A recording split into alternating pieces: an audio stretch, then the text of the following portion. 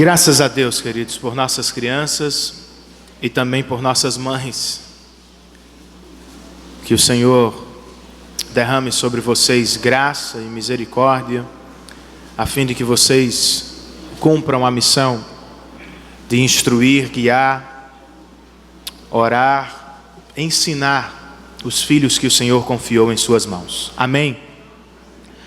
Agora eu queria convidar a todos para o texto sagrado de Efésios, carta que Paulo escreveu aos Efésios, capítulo de número 5, é aqui, ou a partir deste texto, que nós vamos iniciar essa nova série de mensagens que tem por título Quando Dois Pecadores Dizem Sim. Tudo estava devidamente pronto quando as portas da igreja se abriram. O pianista encheu o ambiente com uma melodia conhecida. Todos se colocaram de pé e voltaram seus olhos para trás. Era a noiva que já apontava a entrada da igreja.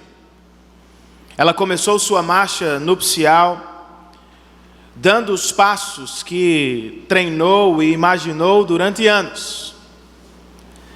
E enquanto isso, caminhava na direção de um belo rapaz, um monte de energia, vestido por um terno de cor preta. Enquanto observava a aproximação da sua noiva, ele sorria, e seus olhos não paravam de se mover de um lado para o outro, revelando muita alegria. O pai da moça fez a transferência cerimonial. Beijando sua testa, ele a entregou aos cuidados do rapaz. Foi quando os dois se colocaram diante do altar do casamento para ouvir e receber a bênção do Senhor. O pastor, esperando o silêncio apropriado, começou perguntando se existe alguém aqui contra a união destes dois jovens. Fale agora ou cale-se para sempre. Ele pausou sem muita expectativa, mas de repente uma voz rouca quebrou o silêncio. Era um senhor que gentilmente, por trás do último banco da igreja, perguntava aos presentes: como vocês sabem? Quero dizer, como vocês sabem que este casamento vai dar certo? Ninguém podia acreditar. Todos fitaram aquele senhor e não conseguiram resistir às perguntas que surgiam em suas mentes. Uma amiga da noiva respondeu às perguntas suspirando internamente: eles estão apaixonados. O amor supera qualquer coisa. Um primo do noivo pensou consigo mesmo: compatibilidade. Esta é a palavra-chave. Eles foram feitos um para o outro, se dão muito bem e são muito parecidos. Um pastor, amigo dos dois, respondeu à pergunta dizendo no seu coração: eles estão prontos. Receberam boa educação de suas famílias, participaram do curso dos noivos da igreja. Eu tenho certeza que estão prontos. Se você estivesse naquela igreja, qual teria sido a sua resposta? O que você diria diante da pergunta daquele senhor? Como sabemos mesmo se o nosso casamento vai dar certo? Como podemos ter certeza que ele vai durar a vida toda? Como não desistimos ao longo do caminho? E como, de verdade, irmãos, desfrutamos todas as bênçãos que Deus reservou para o casamento? Uma pergunta semelhante foi feita ao pastor batista Charles Spurgeon. Sua resposta foi simples, mas poderosa. Ele disse: quando uma família é governada pela palavra de Deus, até os anjos dos céus desejam se hospedar com ela. Quando uma família é governada pela palavra de Deus, até os anjos dos céus desejam se hospedar com ela. Você tem dúvidas sobre o casamento? Tem medo do altar? Tem perguntas sobre a aliança que se constitui o casamento? A mensagem de hoje trata de nos apresentar muitas respostas, muitas certezas, nos apontando o caminho forte e sólido da palavra de Deus.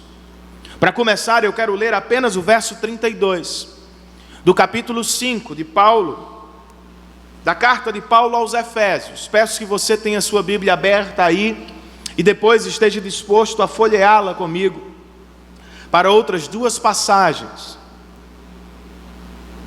nas quais encontraremos muita instrução e sabedoria bíblicas. Efésios, capítulo de número 5, verso 32, o texto sagrado nos diz assim: este é um mistério profundo. Refiro-me, porém, a Cristo e à igreja. Senhor, muito obrigado, porque a tua palavra não nos deixa na escuridão. Ela não nos deixa na escuridão da perdição espiritual. Ela nos revela a nossa condição e ela nos revela a tua grande salvação. Muito obrigado também porque ela não nos deixa na escuridão da vida. Ela tem respostas para todas as questões imprescindíveis da vida humana. E, portanto, ela responde-nos a pergunta crucial sobre o nosso casamento. Eu peço que o Senhor soberanamente abra os olhos do nosso coração, nos permitindo enxergar a tua vontade e nos dando o poder para responder à tua vontade. Eu peço que o Senhor nos conceda a experiência do salmista, que escrevendo o Salmo de número 119, disse: Senhor, os teus mandamentos são o meu prazer, e eu os amo de todo o coração.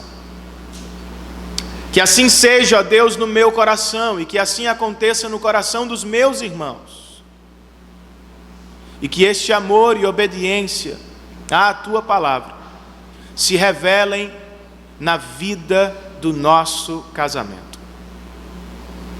É assim que nós oramos em nome e por causa de Cristo Jesus. Amém. A carta de Paulo aos Efésios pode ser dividida em duas partes maiores. A primeira cobre os capítulos 1, 2 e 3 e trata de nos explicar como Deus alcançou pecadores na história e os transformou em cristãos perdoados pelo Pai. A segunda metade, que cobre os 3 últimos capítulos, trata de nos explicar como estes pecadores, agora cristãos resgatados, vivem em sociedade, como vivem na igreja, como interagem com o mundo à sua volta, como estes cristãos agora vivem em família. Sendo assim, o capítulo 5 da carta de Paulo aos Efésios pode ser resumido, boa parte dele, em bons e práticos conselhos bíblicos para os casais cristãos. E assim eu sigo o apóstolo Paulo, fazendo do caminho dele o nosso caminho nesta manhã. O que tenho para repartir com vocês nesta manhã são bons e práticos conselhos bíblicos para aqueles que querem se aproximar do altar do casamento e para aqueles que já se aproximaram do altar do casamento. Por quê, irmãos?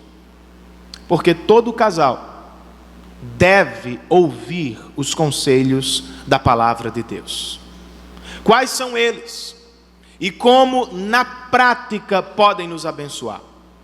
Eu os listei por hoje, são 3, no nosso boletim informativo, Na segunda página do mesmo você tem um espaço, tem um esboço da mensagem, um espaço para anotações, perguntas para sua reflexão semanal e 2 sugestões de leitura. A propósito, as 2 estão lá atrás. Ao término do culto, se você quiser, você pode olhar e adquiri-las. Será uma bênção para a vida da sua família. Todo casal cristão precisa ouvir os conselhos da palavra de Deus, mas quais são eles? O primeiro conselho que destaquei do texto de hoje, ou do primeiro texto de hoje, é este: reconheçam, casais cristãos, o real Deus do casamento. Reconheçam o verdadeiro Rei, Senhor e Deus do casamento. Está com a Bíblia aberta no livro, na carta de Paulo aos Efésios? Volte os seus olhos comigo para o verso de número 31 do capítulo 5.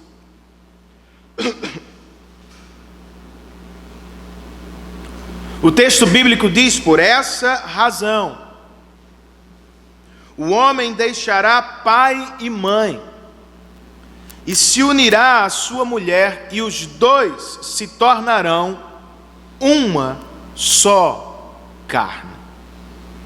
O que devo dizer sobre este verso?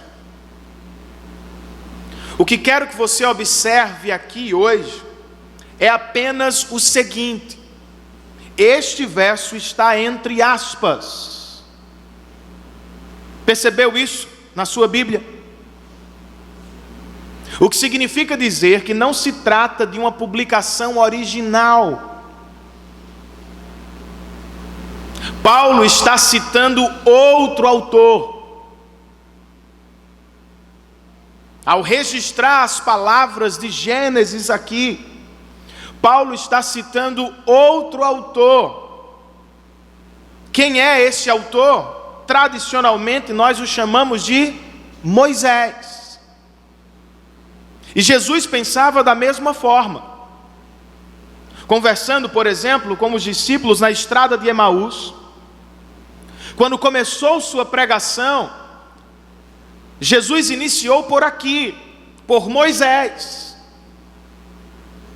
pelos 5 primeiros livros da Bíblia, ou seja, Jesus também tinha Moisés por autor de Gênesis. O mesmo Jesus, porém, quando falando sobre o casamento em Mateus 19, ao citar o mesmo texto, ele chamou o autor de Gênesis de Criador. Chamou o autor do primeiro livro da Bíblia de Deus, o Senhor. Ou seja, Jesus sabe que Moisés é o autor humano de Gênesis, mas ele também sabe que Moisés estava sob a inspiração de Deus. O que me leva a dizer com Jesus que o autor de Gênesis não é apenas Moisés. O autor original de Gênesis é o Senhor. O que é que eu quero com a informação, irmãos? Qual é a importância da autoria de Gênesis para o nosso casamento? Deus não foi apenas o autor original de Gênesis. De acordo com Paulo, de acordo com Jesus, e de acordo com o próprio livro dos Começos, Deus foi o autor original do casamento também.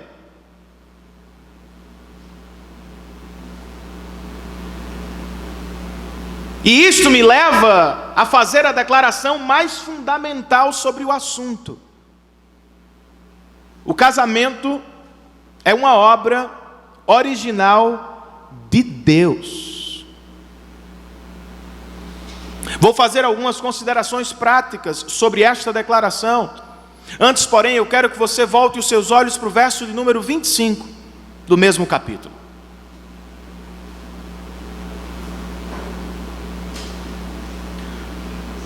O apóstolo Paulo diz: maridos, ame cada um a sua mulher,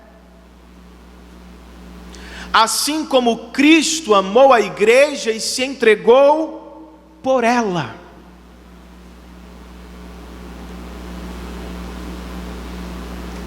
Paulo está escrevendo a um público helenista, misturado e influenciado pelas culturas grega e romana. Ele poderia muito bem, para falar sobre o modelo do casamento, poderia ter se valido de um poema grego, poderia ter usado uma história dos romanos para ilustrar o casamento. Não poderia, irmãos? Não é o que ele faz. O que é que Paulo faz, irmãos? De acordo com ele, o modelo do casamento está no âmago do Evangelho. Em outras palavras, Paulo está dizendo que o casamento só pode funcionar entre dois pecadores se, à luz do Evangelho, eles se sacrificarem um pelo outro. Do verso 25, vamos ao 32, o verso que abrimos inicialmente a reflexão. Este é um mistério profundo. Refiro-me, porém, a Cristo e à igreja. O que temos neste verso, irmãos, de tão especial, que deve ocupar um lugar central nos nossos casamentos? Ele trata do maravilhoso propósito do casamento. Você sabe qual é? A glória do nosso Deus. De acordo com a Bíblia, tudo existe para a glória de Deus. De capa a capa, a Bíblia nos informa que tudo que foi criado existe para dar glórias a Deus. O casamento está dentro da criação de Deus. E, portanto, deve existir para dar glórias a Deus. Ao contemplar duas pessoas diante do altar do casamento, o apóstolo Paulo foi tomado de um santo espanto. Ele não está maravilhado com a beleza da noiva apenas.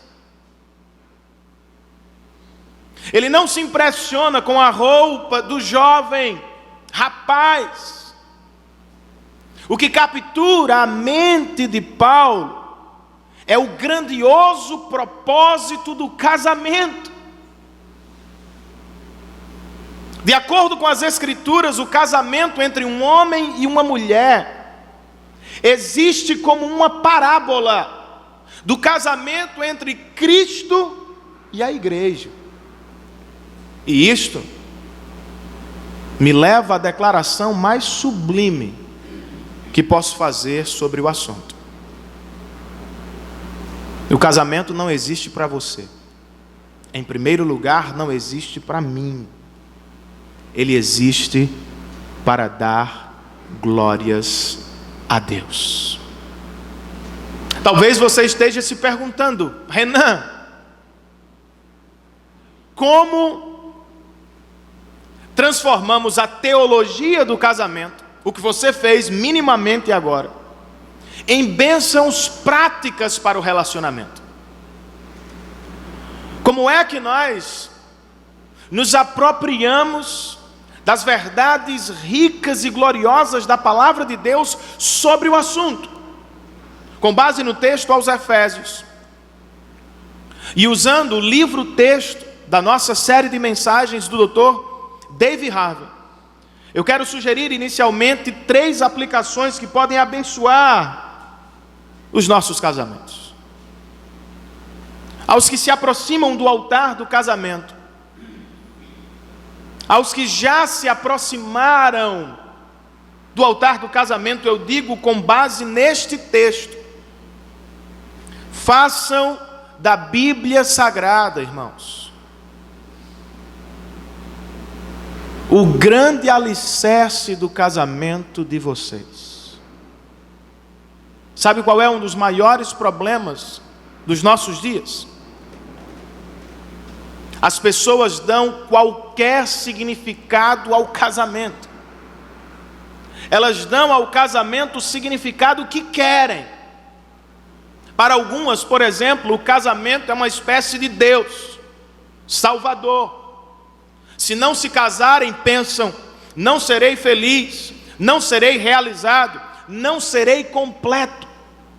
E por isso fazem quase que qualquer coisa para chegar ao altar do casamento, colocando sobre o cônjuge uma expectativa surreal que ele nunca poderá atender. Cristão, me escute, por favor: o casamento não pode ser tratado como um Deus. Ele não nos foi dado para substituir Deus. Ele não tem o poder para ser o salvador existencial do nosso coração. Só Deus pode ser tudo o que você precisa hoje, amanhã e depois. Só Cristo tem o poder de salvar você e encher a sua vida de sentido e propósito. Outras pessoas desprezam o significado do casamento. Casam e se separam, casam e se separam, casam e se separam quando entendem que devem fazê-lo. O casamento é rebaixado a qualquer relacionamento sem importância. E quando os problemas surgem, elas decidem: vamos cada um para um lado, porque é melhor para os dois.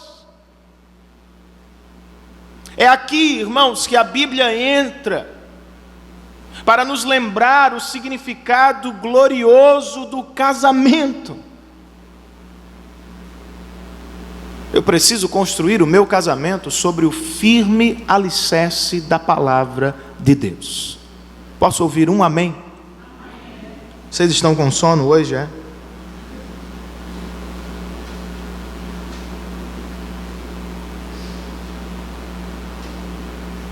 Aos que se aproximam do altar do casamento, ou aos que já se aproximaram, eu digo também a partir deste texto: escutem isto, irmãos. Façam do Evangelho a fonte do casamento de vocês. Qual é o modelo do seu casamento? Qual é o referencial do nosso casamento? O último livro de autoajuda? A novela das 9? O último romance de Hollywood? Não vou dizer que não há nada de bom no que os homens fazem. Por vezes eles conseguem ilustrar alguma coisa da palavra de Deus. Mas de acordo com Paulo, a grande fonte ou o grande modelo do nosso casamento deve ser o próprio Evangelho.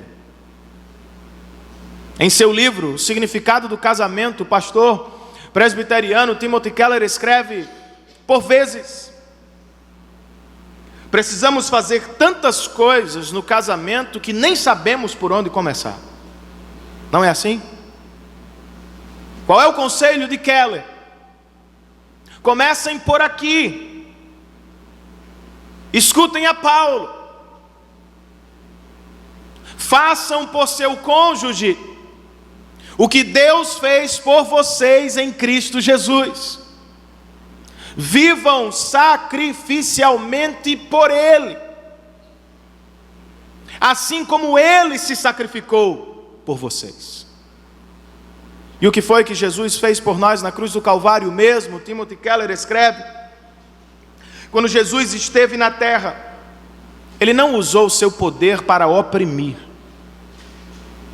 Antes Ele abriu mão de sua glória e se tornou servo de todos.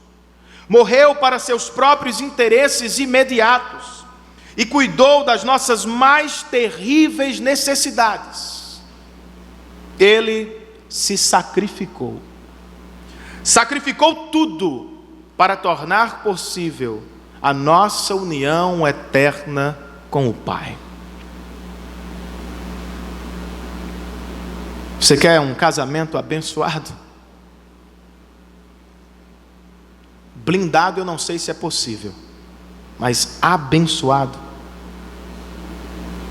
Viva ao modelo do Evangelho. Viva para o bem do seu esposo, para a alegria da sua esposa. Além de fazer do Evangelho o modelo do nosso casamento, precisamos fazer dele a fonte de encorajamento do casamento. Você acha que eu sou tudo o que eu gostaria de ser?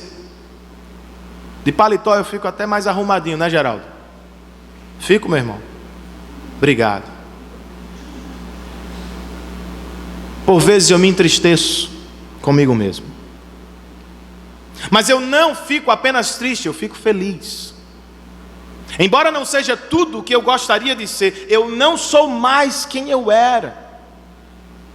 Por causa de Cristo Jesus, eu agora sou um filho de Deus para a glória dele. É assim que eu preciso olhar para o meu cônjuge, você também. Ele não é tudo o que você espera, nem pode ser. Mas se é um cristão salvo pela graça de Deus, ele está num processo de santificação. Mais cedo ou mais tarde, ele será tudo o que Deus espera dele. E isto encherá o seu coração de alegria eterna. Façam da Bíblia o alicerce do casamento de vocês. Façam do Evangelho a fonte do casamento de vocês. E por fim, à luz deste texto de Efésios, façam da glória de Deus o grande foco do casamento de vocês. Quem é a pessoa mais importante do seu casamento? O pastor batista John Piper, escrevendo seu livro O Casamento Temporário, escreve: quando um casal profere seus juramentos, o personagem principal, o agente principal, não é o homem, nem a mulher, nem os pais, nem o pastor, é Deus. O mundo não sabe disso, o que é uma das razões de o casamento ser tratado com tanta informalidade.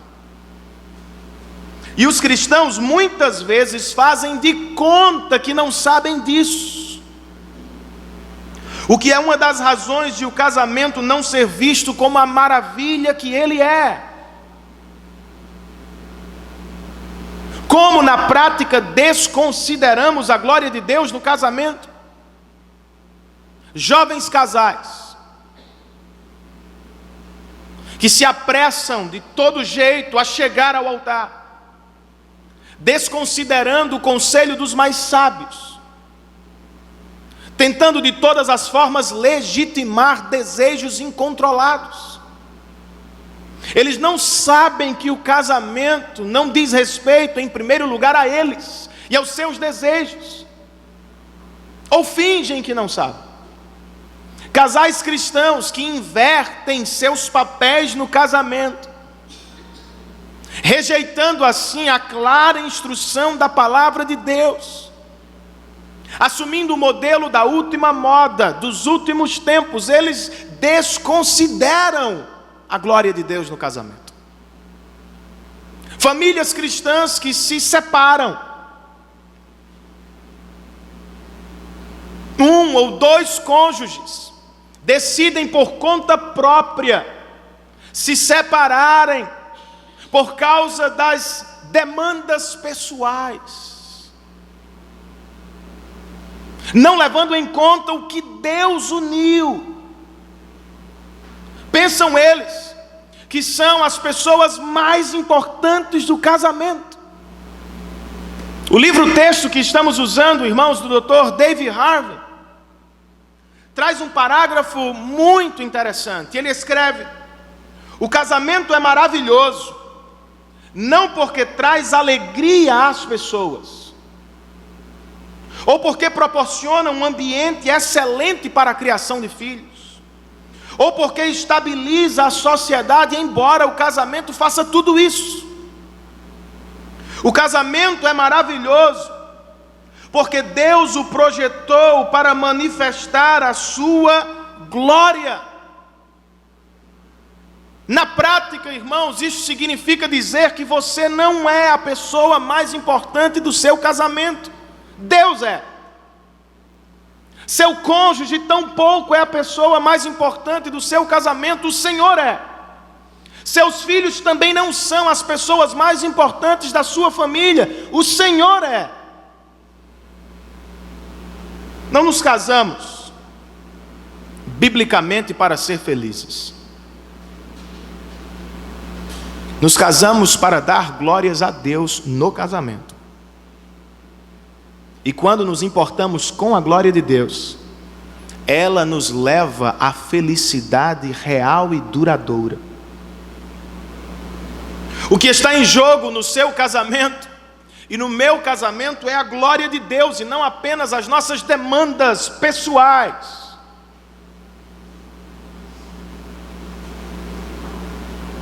O que me leva a perguntar então: será que o nosso casamento existe para a glória de Deus? Aos jovens que querem casar, em algum momento a glória de Deus é assunto entre vocês? Será que vocês pensam em formar família para a glória de Deus? Aos casados, será que vocês vivem à luz da Bíblia Sagrada, do modelo cristão? Será que se importam com a glória de Deus no casamento? Aos que estão às portas de um divórcio, será que a glória de Deus vem à sua mente quando pensando sobre o assunto? Ou será que você só se importa consigo mesmo? Não se importa com os filhos, não se importa com o outro, não se importa com a igreja, não se importa com Deus? Recentemente eu conversei com uma jovem cansada. Ela chegou ao gabinete exausta e me fez uma pergunta difícil: Pastor Renan, se deixasse tudo para trás, esposo, casamento, filhos, Deus me perdoaria? De bate pronto eu respondi: sim, Ele perdoaria. Mas então eu continuei: mas será que esta é a melhor decisão para você, para a sua família e principalmente para a glória de Deus? Será que esta separação trará bênçãos para todos? Ou será que é apenas um ato egoísta do seu coração?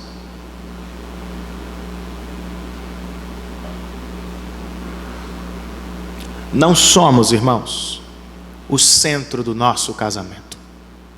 Deus é. As nossas necessidades pessoais não são as coisas mais importantes do nosso relacionamento. A glória de Deus é. Sendo assim, esteja onde estiver, reconheça o real Deus do seu casamento. Segundo conselho que posso oferecer a vocês nesta manhã, a partir do texto bíblico: conheçam o real pecador do casamento. A primeira divisão é a mais importante, mas esta também é muito importante. Rapidamente, folheie sua Bíblia aí para a direita e encontre o texto de Timóteo, primeira carta de Paulo a Timóteo. Se você está em Efésios, vá para a sua direita rapidamente. Algumas páginas para a direita e você encontrará a primeira carta de Paulo a Timóteo.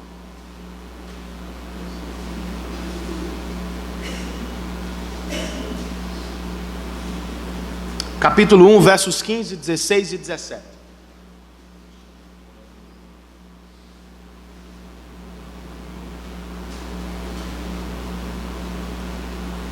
Vamos ler apenas o 15 agora, depois você permaneça com sua Bíblia aberta. O texto diz: esta afirmação é fiel e digna de toda aceitação. Cristo Jesus veio ao mundo para salvar pecadores, dos quais eu sou o pior. Aqui temos uma declaração doutrinária das mais importantes.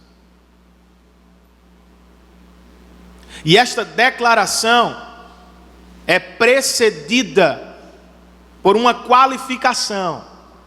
Antes mesmo de declará-la, o apóstolo diz: ela é digna de toda aceitação. É como se estivesse dizendo: prestem muita atenção, isto é muito importante. Escutem com cuidado, meditem no coração, estudem sobre esta declaração. Qual é a declaração? Cristo veio ao mundo para salvar os pecadores. O âmago do Evangelho, substituição. Ele morreu não como herói, mas como oferta no seu e no meu lugar, para nos dar salvação eterna diante de Deus. Glória a Deus por isso. Esta é a primeira parte, que serve para acentuar a segunda. Cristo veio por isso. Ele veio para morrer por pecadores. E eu sou o pior de todos eles.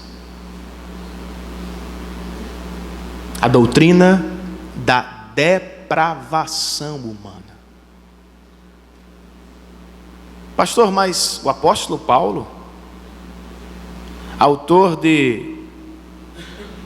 da maior parte do Novo Testamento, o maior missionário da história da igreja, o grande teólogo da igreja primitiva, como assim o pior dos pecadores? Será que ele está exagerando? Como é que ele pode se comparar aos outros se ele não os conhece? Como é que chega à conclusão de que é o pior pecador dentre todos? Paulo não está se comparando aos outros, porque de fato ele não conhece todos os cristãos. Paulo está se comparando consigo mesmo, e isto diante de Deus. Paulo não está dizendo que o seu caráter é uma ruína, e que a sua santidade não está em progresso contínuo, não. O que está dizendo é que estuda o coração. Ele observa os impulsos e desejos do seu coração, e por vezes ele se vê desesperado com o que é dentro dele.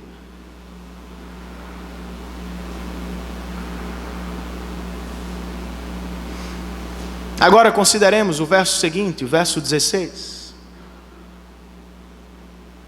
que nos traz uma conjunção adversativa. Mas, por isso mesmo, alcancei misericórdia, para que em mim, outra vez o pior ou o principal dos pecadores, Cristo Jesus demonstrasse toda a grandeza de sua paciência, usando-me como um exemplo para aqueles que nele haveriam de crer para a vida eterna. Com o passar dos dias, duas coisas ficaram claras para Paulo e devem estar claras diante dos nossos olhos hoje. Sua pecaminosidade diante da santidade de Deus era um horror. Ao mesmo tempo, a misericórdia de Deus diante dos seus pecados.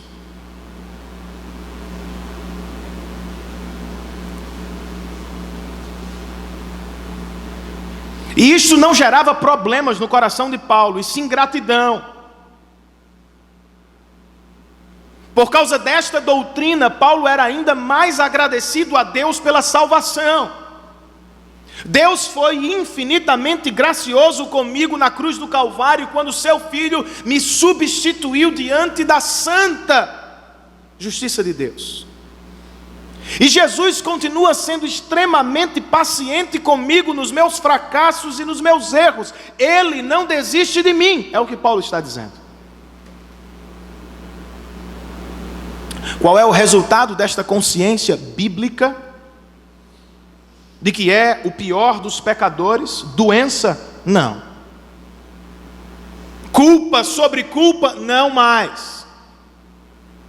O apóstolo, depois de refletir sobre sua condição e sobre a obra graciosa de Deus, ele irrompe em louvor. É o que está registrado no verso 17. Ao Rei eterno, o Deus único, imortal e invisível, sejam honra e glória para todos sempre. Amém. Apesar de viver no mundo caído, e apesar de sentir que o seu coração é igualmente caído, Paulo se coloca de pé e louva a Deus pela graça imerecida que recebeu na cruz do Calvário. Por que esta declaração é importante, irmãos? Para todos os cristãos e posteriormente para os cristãos casados. Charles Spurgeon escreveu assim sobre esta doutrina: muitas pessoas pensam frivolamente sobre o pecado e por isso pensam levianamente sobre o Salvador.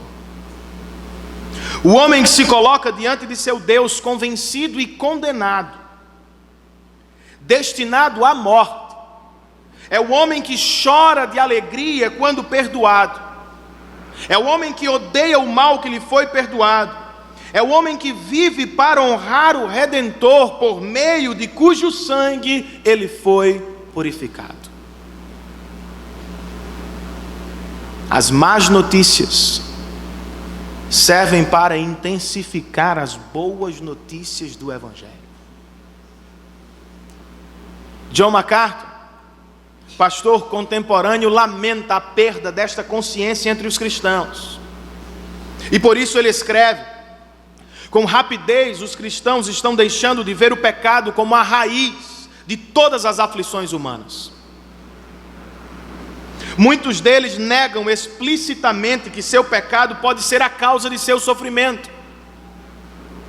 Tentam explicar o dilema humano em termos totalmente antibíblicos: temperamentos, vícios, famílias disfuncionais, criança interior, codependência e uma multidão de mecanismos de escape promovidos pelo humanismo secular.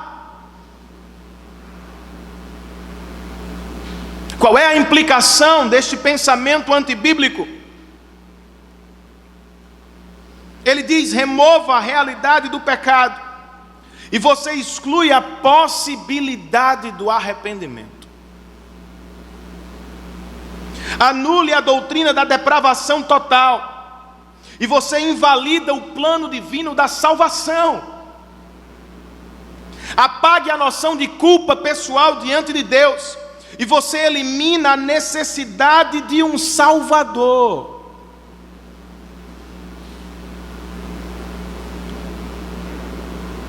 Não é comum nos nossos dias, mas é saudável ouvir que somos todos pecadores diante de um Deus santo e justo. E como é que esta doutrina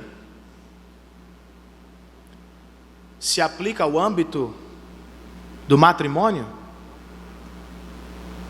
Como é que a depravação total pode encher o casamento de bênçãos espirituais?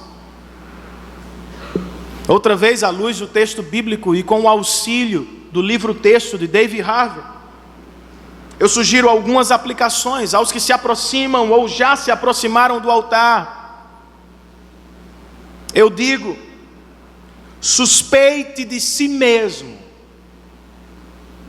inspecione a si mesmo, antes de apontar seu cônjuge como o grande pecador do seu casamento. Certa família do interior foi à cidade grande pela primeira vez, e obviamente tudo chamava a atenção deles. Nada mais do que as portas automáticas de uma loja. O pai ficou encantado com as portas que se abriam sozinhas.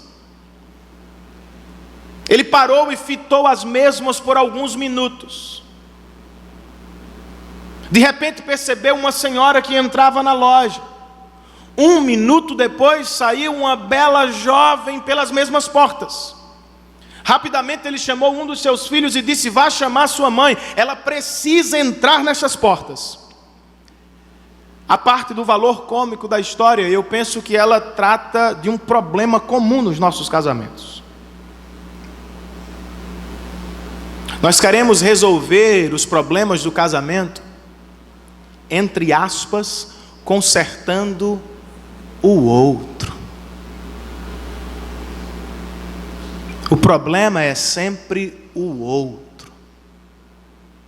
Se ele fosse consertado, se ela entrasse por aquelas portas, tudo mudaria. A Bíblia não nos permite fazer do pecado do nosso cônjuge nossa prioridade. Pregando no Sermão da Montanha, Jesus disse: como você pode dizer ao seu irmão, deixe-me tirar o cisco do seu olho, quando há uma viga no seu? Hipócrita, tire primeiro a viga do seu olho, e então você verá claramente para tirar o cisco do olho do seu irmão. Jesus não está preocupado com qual de vocês é o mais culpado em determinada situação do casamento. Ele está preocupado em reorientar o seu foco. Se fizer o exercício de Jesus, o que você vai descobrir é espantoso. Sua esposa tem um mero cisco e você tem uma viga no olho. A linguagem é pesada. Seu esposo tem um probleminha e você tem um gigantesco problema. O que vai descobrir se seguir o caminho de Jesus é provavelmente que você e não o outro tem sido um grande problema no relacionamento. Aos que se aproximam do altar ou já se aproximaram, eu digo ainda a partir do texto, admitam, prestem atenção nisso, que as circunstâncias apenas revelam os pecados que já existem. As circunstâncias não têm o poder de criá-los. Foi a mulher que tu me deste, por isso eu pequei. Não foi isso que Adão disse? Não é isso que você diz? Ela me irritou, Senhor. Ele foi grosseiro, Senhor. Ela fez isto, ele começou e ela fez aquilo. Nós justificamos os nossos pecados lançando a culpa deles sobre o cônjuge. O Dr. David Harvey, no livro texto, traz uma ilustração interessante. Ele conta que seu filho foi cortar a grama de casa, mas não percebeu que a tampa do motor da máquina estava solta. Ele ligou a máquina e começou a cortar a grama, mas de repente tomou um banho de óleo sujo e pegajoso. O Dr. Harvey vai dar ilustração para a nossa situação e diz: o motor do nosso coração está cheio de óleo sujo e pegajoso. As circunstâncias não criam o óleo. Ao aquecer o coração, ele explode com o que tem dentro dele.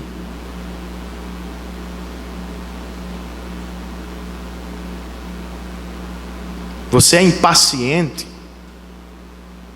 não porque ela ou ele é insistente. porque você é um pecador.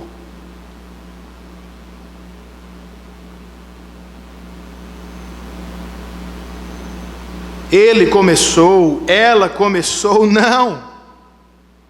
O que me leva a ser pecador não é o pecado da minha esposa, não são as circunstâncias externas, apenas revelam que eu sou um pecador.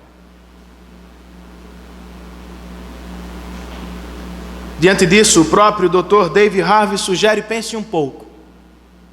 E eu achei isto muito interessante. Você já viu Jesus batendo a porta do carro por uma frustração? Já ouviu machucando alguém com o tratamento do silêncio? Não falo com você hoje. Não, obviamente não. Por que não? Quando seu coração era aquecido pelas circunstâncias externas, ele revelava o que estava dentro dele. Misericórdia, graça e bondade. Não é o que precisamos, irmãos? Não é por isso que devemos orar por uma transformação interior.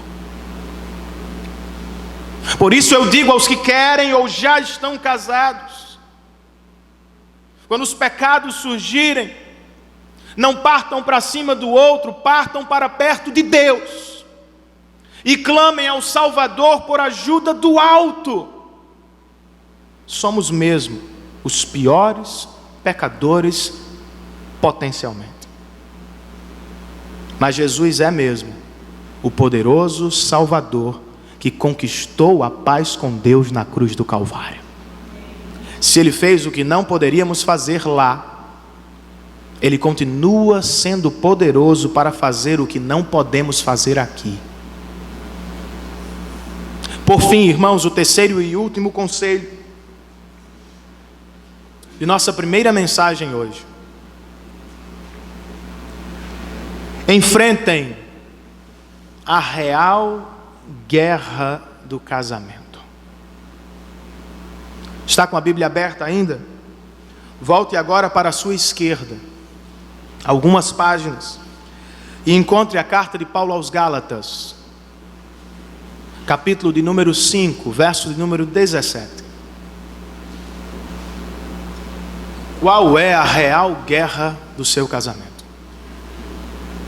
Paulo nos responde aqui neste verso. Gálatas 5, verso 17, o texto bíblico diz: pois a carne deseja o que é contrário ao Espírito, e o Espírito o que é contrário à carne. Eles estão em conflito um com o outro, de modo que vocês não fazem o que desejam. O que é que Paulo está dizendo, irmãos?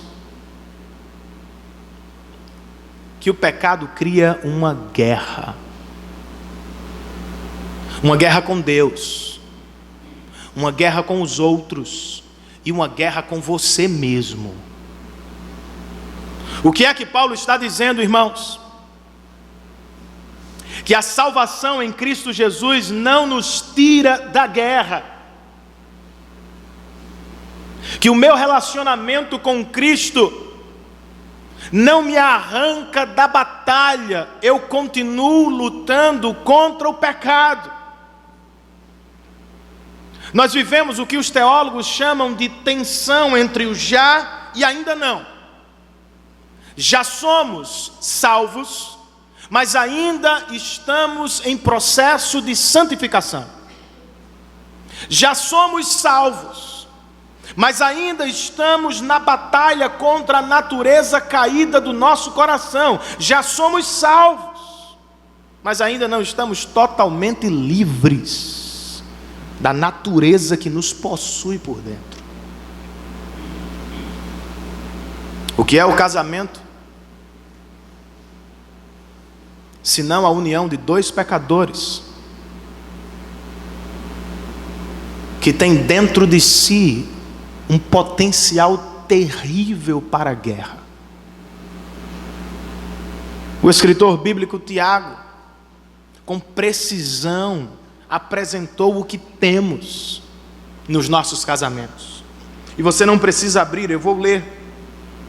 O texto diz, inicia-se com uma pergunta: de onde vêm as guerras e contendas que há entre vocês? Não vem das paixões que guerreiam dentro de vocês, não fora de vocês, mas dentro de vocês. Vocês cobiçam coisas e não as têm, matam e invejam, mas não conseguem obter o que desejam, vivem a lutar e a fazer guerras. Não têm porque não pedem, e quando pedem não recebem, pois pedem por motivos errados para gastarem seus prazeres. Essa é a guerra do casamento. Os lados dessa guerra não são homem versus mulher, marido versus esposa, controlador versus capacitador. Trata-se de um conflito de desejos. Desejos da carne contra os desejos do espírito. É uma guerra pela supremacia do nosso coração. Como enfrentamos esta guerra? A real guerra do casamento? Primeiramente, nós precisamos fazer guerra contra a guerra e não contra o cônjuge. Você estaria apontando o alvo errado. Precisamos fazer guerra contra a guerra e não contra o cônjuge. O apóstolo Paulo escreve aos Romanos, no capítulo 7: assim encontro esta lei, prestem atenção, que atua em mim. Só escutem. Quando quero fazer o bem, o mal está muito perto de mim. No íntimo do meu ser tenho prazer na lei de Deus, é verdade, mas também vejo outra lei atuando nos membros do meu corpo, tornando-me prisioneiro da lei do pecado. Miserável homem que sou, quem me libertará do corpo sujeito à morte? Graças a Deus por Cristo Jesus nosso Senhor. O que é que Paulo está dizendo, irmãos? Que há duas leis que habitam o nosso coração: a lei de Deus e a lei do pecado. E elas estão muito perto uma da outra. Paulo diz: quando eu faço bem, o mal está junto de mim.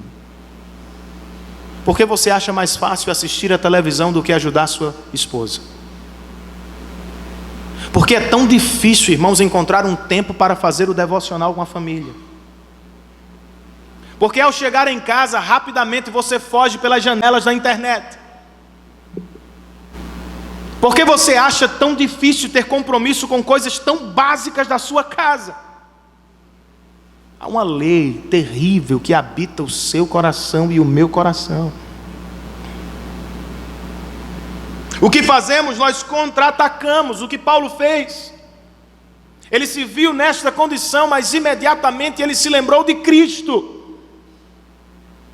Eu quero honrar o teu nome, mas estou preso a esta lei. Graças a Deus por Jesus Cristo, eu e você não temos o poder para nos salvar, nem mesmo para nos libertar da lei do pecado. Mas quanto mais perto de Cristo você estiver, mais longe do pecado você estará. Quanto mais satisfeitos estamos em Cristo Jesus, mais perto dele, mais raiva ou força teremos para lutar contra o pecado. Como fazemos guerra, ou como enfrentamos esta guerra, irmãos? Conhecendo o real inimigo. Ele se chama pecado. E há três coisas sobre a natureza do pecado que eu quero que você se lembre. O pecado é astuto. O pecado é sedutor. E o pecado é traiçoeiro. Por astuto, ou porque é astuto, o pecado nos força a adotar uma falsa perspectiva de Deus. Por meio de suas mentiras, ele nos obriga a ver o Senhor, ora como impotente, ora como despótico, ou seja, ele não pode nos dar o que queremos, ou ele simplesmente não quer nos dar o que queremos. Por ser sedutor, o pecado nos faz desejar mais do que recebemos. Não foi o que aconteceu com Eva no início de todas as coisas? Coma do fruto, e você será igual a Deus. Ironicamente, ela já era igual a Deus no que podia ser. Ela fora criada à imagem e semelhança do Senhor. Ao comer, ela ficou mais forte ou mais fraca? Ela se tornou mais humana ou menos humana? O pecado é traiçoeiro, irmãos. Como escreve o puritano Thomas Watson, o pecado primeiramente galanteia e depois ele mata. O pecado mata aqueles a quem ele trai. Se apresenta como uma grande bênção e termina como a maior maldição da vida. Como uma oferta de felicidade, mas o leva ao pior poço de tristeza. Tenhamos cuidado com o real inimigo do nosso coração. Como enfrentamos a guerra, irmãos, a real guerra do casamento?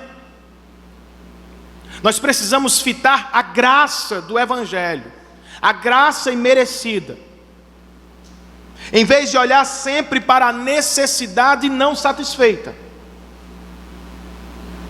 Infelizmente, o casamento é ofertado hoje como a solução das nossas carências emocionais. Pergunte a um especialista em casamento e ele dirá: o sucesso do casamento é suprir as necessidades emocionais um do outro. Vivam para isso. Infelizmente, igrejas, cristãos adotam esta postura. O problema, irmãos, não é este. De acordo com Tiago, que acabamos de ler, as guerras e conflitos do casamento não surgem de necessidades, surgem de desejos não satisfeitos. E há uma diferença. Necessidade trata de algo que realmente preciso. Desejo trata de algo que ardentemente eu quero, embora não seja uma necessidade. Nem todo desejo é pecaminoso, obviamente. Mas como somos pecadores, temos o poder de, geralmente, tornar os nossos desejos imoderados, como chamou Calvino. Qual é a implicação? Nós sobrecarregamos o cônjuge com a expectativa de que ele deve suprir todos os desejos do nosso coração. E o que é que acontece? Um cônjuge vive manipulando o outro, tentando alcançar seus desejos, e o outro vive se esforçando a todo custo para suprir os desejos do seu amado. E onde é que isso dá, irmãos? No cansaço. Porque ninguém consegue. Um cônjuge vai cansar do que o outro tem para oferecer. O outro vai cansar de sempre ter de atender às demandas pessoais do amado ou da amada. E haverá um esgotamento. Qual é a alternativa, irmãos? A graça imerecida do Evangelho. Em Cristo, Deus supre todas as nossas necessidades para a glória de Deus. Em Cristo, homens e mulheres se tornam seres completos para a glória de Deus. Eu não me caso para suprir todas as carências da minha esposa. Eu não tenho condições de fazê-lo. Eu me caso para levar minha esposa a Cristo. Ele irá suprir contínua e definitivamente todas as carências do seu coração. Não nos unimos para manipular um ao outro. Não nos unimos para suprir todos os desejos uns dos outros. Nos unimos para fazer guerra contra o pecado e para lutar, para ver a beleza inigualável do Evangelho. Pois é só em Cristo que a minha esposa será plenamente satisfeita. É só em Cristo que eu serei plenamente realizado. Eu não posso, você não pode. Não fomos feitos com este poder. Só Cristo é tudo o que precisamos hoje, amanhã e para sempre. Como vocês sabem, quero dizer, como vocês sabem que este casamento vai dar certo? Foi a pergunta levantada por aquele senhor no início de nossa reflexão. Todos se mostraram surpresos, mas ofereceram suas respostas. Alguns pensaram compatibilidade. Outros imaginaram a resposta o amor romântico. Alguém disse, internamente, educação é tudo. O pastor sabiamente quebrou aquele silêncio dizendo, vamos à presença de Deus em oração. Pois só Ele pode tornar o casamento um sucesso para a glória do seu nome. Não é isso, irmãos? Não é este o segredo do casamento? Timothy Keller escreve em seu livro, o grande segredo do casamento não é a pessoa que se casa. O grande segredo do casamento não é a pessoa que se casa. O grande segredo do casamento é Deus, que casa pessoas para a glória do seu nome.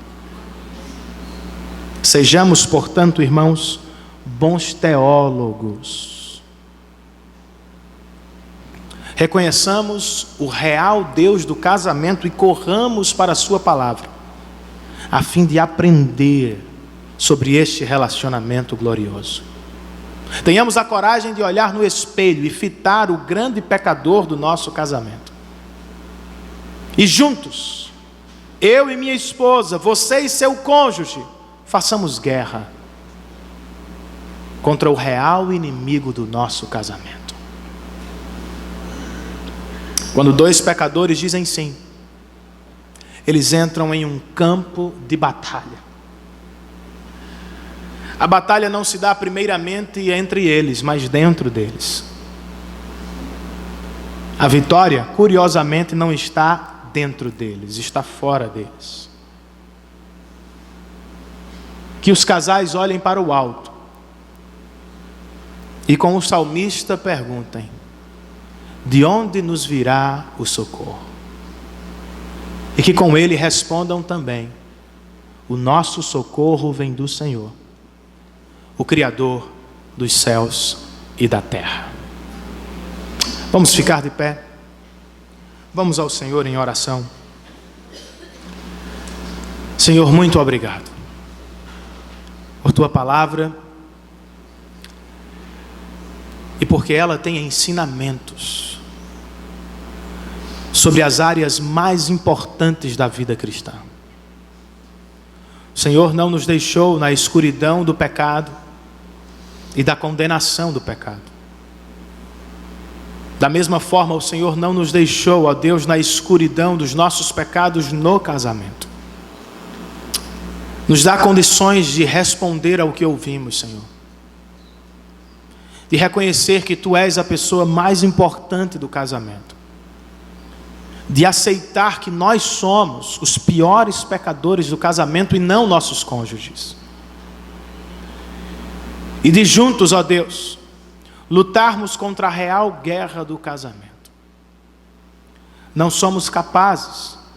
Somos dois pecadores, somos todos pecadores carentes da Tua salvação. Somos todos carentes da tua bênção sobre as nossas famílias. É o que nós te pedimos hoje, em nome e por amor de Jesus Cristo. Que o amor de Deus, nosso Pai, a graça salvadora e restauradora de Cristo Jesus, o nosso Senhor, a comunhão, o poder e a presença do Santo Espírito de Deus estejam sobre todos nós. E todos nós, a uma só voz, dizemos amém. Que Deus nos abençoe, queridos, em Cristo Jesus. Tenhamos um ótimo domingo na presença do Senhor.